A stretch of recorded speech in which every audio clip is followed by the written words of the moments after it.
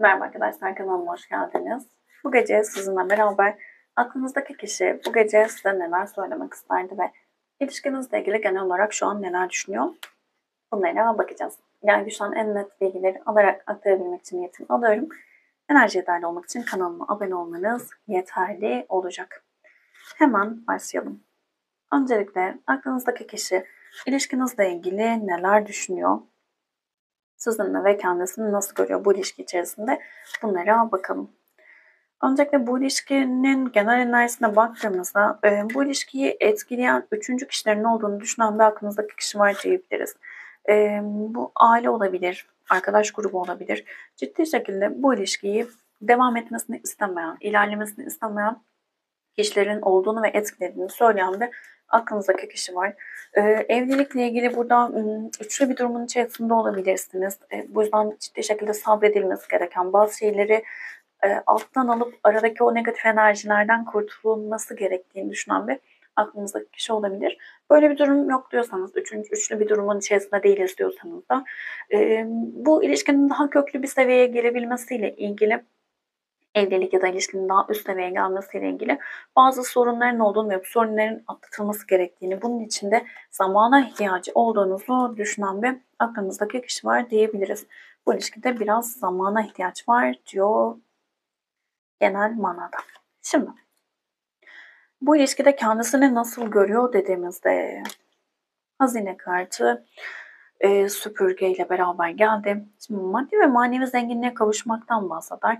Bir kişiyi ya da kendini hazine gibi kıymetli ve değerli görmekten bahseder. Şimdi bu ilişkinin aslında çok değerli olduğunu ve size karşı aslında sizin onun gözünüzde çok değerli olduğunuzu düşünüyor aslında aklınızdaki kişi, ama burada çıkarılması gereken birçok şeyin olduğunu hayatlarınızdan, yani bu ilişkinin devam etmesiyle ilgili işte etkileyen durumlar her neyse, üçlü bir durumsa, aile ise, iş hayatıyla ilgili sorunlar varsa bunların ortadan kaldırılması ya da bazı durumların, duyguların birbirinize zarar veren, birbirinizi kırıcı bazı kelimeler, cümleler kullanıyorsanız ya da böyle enerjileriniz varsa bunların ortadan kalkması gerektiğini düşünen bir aklınızdaki kişi var.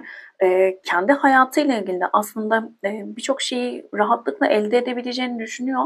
Ama burada hayatında ona hizmet etmeyen birçok şeyi de çıkarması gerektiğinin de farkında olan bir aklınızdaki kişi var.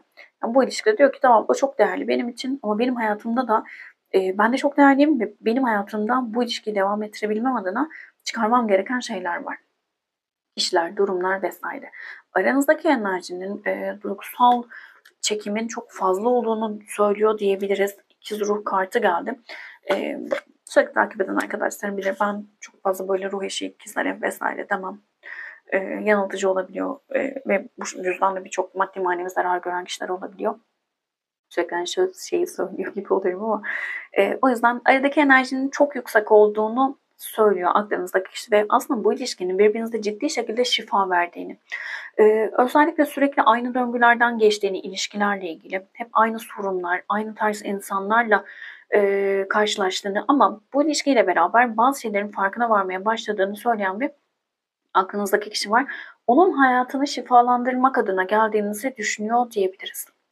Sizi nasıl görüyor dediğimizde, şimdi sizde şöyle bir durum görüyor. Kurban mağdur olarak gördüğünüz kendinizi düşünüyor. Yani burada küçücük şeyleri çok ciddi sorun haline getiren ve işte hep benim başıma geliyor, bana bunu yaptın, bana neden bunu yaptın gibi sürekli kurban enerjisinde olduğunuzu söylüyor diyebilirim. Şimdi burada şöyle bir şey var sizinle ilgili. Genel olarak aslında bu ilişkinin içerisinde olmak istediğinizi, ama en ufacık bir sorunda kaçıp gitme enerjisinde olduğunuzu düşünüyor. Şimdi vazgeçmek kartı da böyle, yeni yön kartı da böyle ve araba kartı da geldi. Şimdi resmedilmiş şekillerine baktığınızda da şöyle görünüyordur umarım. Baktığınızda da aslında aynı şey. Sizin ne kadar çok görünürde bu ilişkinin içerisinde olmak istiyorum, ben burada çok mutluyum gibi bir aktarımınız ya da yapınız olsa da aklınızdaki kişide şöyle bir izlenim bırakıyorsunuz. En ufacık sorunda kaçıp gitmek istiyor. En ufacık sorunda yani halledilebilecek sorunları bile ciddi şekilde çoğaltıyor dediği bir bakış açısına. Yani çoğu zaman mesela genel olarak yani bu biraz şey olacak ama etiketleme gibi olacak ama erkekler çoğu zaman kadınlara der ya, işte ya bunda ne var, niye bu kadar abartıyorsun bunu gibi. Sanki böyle bir enerji var ama buradaki durum sürekli sanki yaşadığınız en ufacık sorunlarda bile sizin kaçıp gitme isteği içerisinde olduğunuzu, e, affetme ile ilgili. Ya daha çok burada ama şöyle hani çok öfkeleniyor, kızıyor, hemen bitiriyor olabilirsiniz ama daha sonra tekrar dönüp ya ben öyle demek istemedim gibi. Biraz böyle kaygılı bağlanma gibi hissettirdi. Yani bir anda sizi çok sinirlendiriyor, yanlış bazı şeyler yapıyor. Öfkeleniyorsunuz, sinirleniyorsunuz. İşte tamam bitti artık diyorsunuz, istemiyorum seni diyorsunuz. Çok kısa bir süre sonra diyorsunuz ki ya tamam işte halledelim aradaki sorunları dediğiniz yani öfkeyle çok keskin kararlar aldınız. Daha sonrasında da yaptığınız keskinliği halledebilmek, düzeltebilmek adına af dilediğiniz bir yapınız olabilir. En azından sizi böyle görüyor olabilir. Buraya dikkat etmenizde fayda var açıkçası. Genellikle kaygılı bağlanma stiline sahip kişilerde bu olur. Kaygıları arttıkça o korku ve saldırma enerjisi oluşur aslında. Ve o noktada o kadar böyle negatif konuşmalar olur ki suçlayıcı, negatif. Bu sefer o enerji geçtiğinde bu sefer pişmanlığa döner. Niye bunları söylediğimi aslında düzeltmek adına çabalamak gibi bir durum vardır. Ama aslında karşıya yansıyan olmaz. Ve bunun pişmanlığını da yaşar kişi. Ben buraya anlatabildim. Şimdi genel olarak ilişkinizle ilgili neler düşünüyor buna bakalım. Şimdi şu an enerjisine baktığımızda tılsım şövalyesi ile beraber bekleme enerjisini diyebilirim. Yani ilişkinizde şu an bir durgunluk olabilir, sakin enerji olabilir, bazı şeylere sabredilen bir sürecin içerisinden geçiyor olabilirsiniz. Şimdi bu noktada daha çok böyle doğru adımlar atmak isteyen bir aklınızdaki kişi olabilir. Genel olarak ama ilişkiye karşı bakış açısı olarak baktığımızda şu an bir durgunluk sürecinden geçiyor olabilirsiniz ilişkide. Muzur kartı sabretmekten, acı çekmekten, tutarlılıktan bahseder. Şimdi bu noktada genel olarak bir sabretme durumu geliyor ilişkinin içerisinde. Yani burada artık bir şeylerin halledilmesi gerektiği ama bunun için doğru zamanın gelmesi gerektiğine dair bir inanış içerisinde diyebiliriz. Bu aklınızdaki kişinin bakış açısı şu anki ilişkinizle ilgili durumla ilgili. Yani böyle olduğunu siz kabul etmiyor olabilirsiniz ama onun bakış açısı bu şekilde. O şu an aslında böyle bekliyorum çünkü doğru zamanın gelmesi gerekiyor. Sabrediyorum çünkü doğru zamanın gelmesi gerekiyor dediği bir durum içerisinde. Doğru zaman için neyi bekliyor? Bunu soralım. Ne olması gerekiyor onun için? Bekliyor. Harekete geçmekle ilgili sorunları olabilir. Yani eyleme geçmek, ilişkiyi devam ettirmekle ilgili farkında olmayabilir ama böyle bir sorunu olabilir. Çözülemeyen sorunların çözülmesinden de bahseder biz aslında asıl adam. Farkına varmaktan, daha büyük resmi görmekten bahseder. Gelecekle ilgili, maddiyatla ilgili korkuları olabilir ya da dediğim gibi üçlü bir durumun içerisindeyseniz bu durumun ne olacağı, nasıl sonuçlanacağı ile ilgili bir durumun içerisinde olabilir.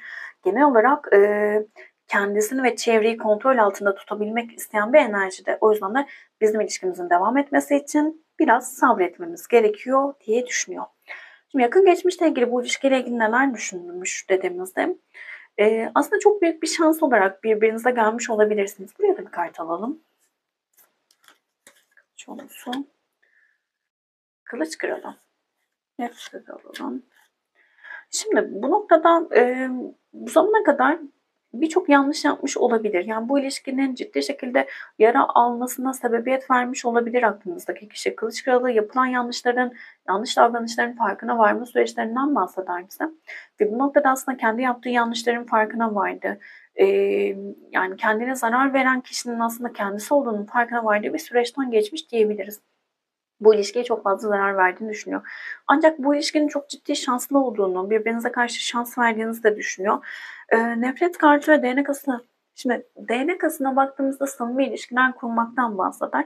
Nefret kartı ile beraber bu kişi çok öfkeli biri olabilir. Öfkesinden dolayı bazı yanlış davranışlarda bulunmuş olabilir. Samimiyet kurmaktan korkan, sevgisini göstermekten korkan bir enerjide olabilir. Ama sanki onun hayatına girmenizle beraber bu bir şans olarak görüp artık daha samimi olabileceği, daha güzel enerjileri hayatına alabileceğini düşünmüş. Yakın gelecekle ilgili neler düşünüyor dediğimizde Tılsım Kraliçesi, kalp ve ölüm. Şimdi Tılsım Kraliçesi yaşama sevincinden bahseder, sağlam temellerden ve içe dönüş süreçlerinden bahseder. Ölüm kartına da bir kart alalım. Biten ne? Bunu soralım.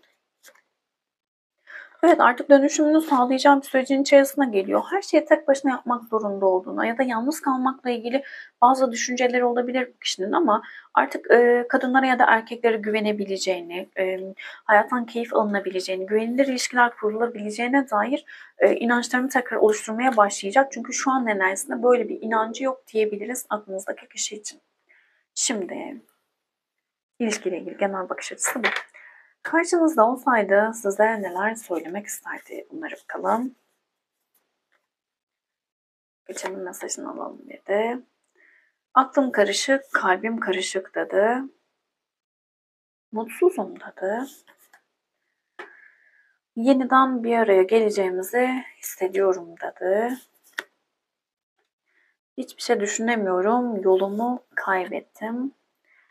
Şu an bir ilişkiye hazır değilim dedi. Seni çok özlüyorum dedi. Biraz sevgiden korkan bir enerjisi olabilir. Ciddi kafa karışıklığı var. Yani bu kişinin eyleme geçmek, adım atmakla ilgili ciddi sorunları olabilir.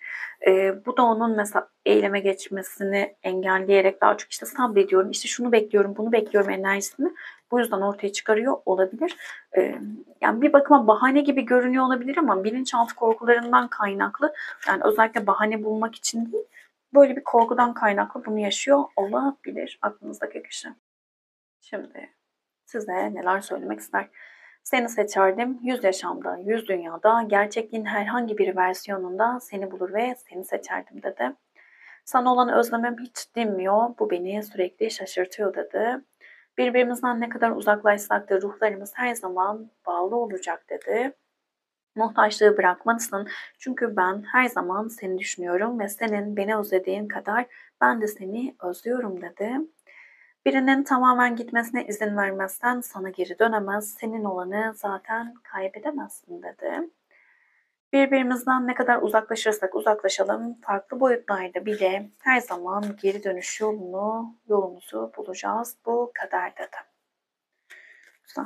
1, 2 ve 3 olarak kart seçim. Bu gecenin mesajını da alalım.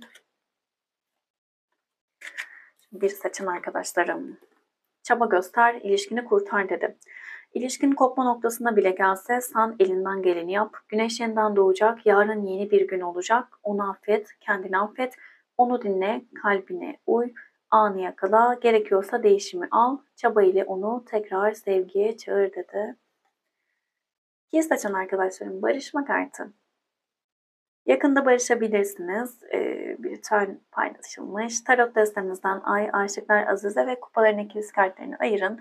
4 kartı göz kararı çizdiğiniz çok geniş olmayan bir çembere yerleştirin. Tam olarak tam ortaya kırmızı bir mum dikin. Mumun üzerine aşkınızla ilgili en büyük dileğinizi kürdan yardımıyla kazıyın dedi. Barışma kartı yakında barışabilirsiniz diyor. Üçü saçın arkadaşlarım. Onunla romantik bir yolculuk. İlişkini pekiştirmek için bir yolculuk planı yap. Romantik bir kaçış şimdi sizi mutlu edecek. İkiniz baş başa kalacağınız bu zamanda ilişkiyi güçlendiriyorsunuz. Bu aşkın enerjisi yükseliyor dedi. Ritüeller yapabilirsiniz, çalışmalar yapabilirsiniz ama bu çalışmaları yaparken niyetiniz çok önemli. En başta özgür iradeye müdahale etmeden en iyi ve en yüce şekilde dileklerimin gerçekleşmesini talep ediyorum diyebilirsiniz. Ya birçok ritüel var. Yapılabilir mi? Evet yapılabilir bence ama niyet çok önemli. Çünkü lütfen unutmayın başkasının özgür iradesine müdahale ettiğiniz her şey kendi hayatınızda karma ve negatif durumlar yaratır. Böyle çalışmalarla kişiler gelir mi? Gelir ama geldikten sonra öyle büyük zararlar verip tekrar gider sizden. O yüzden buraya çok dikkat etmenizde fayda var.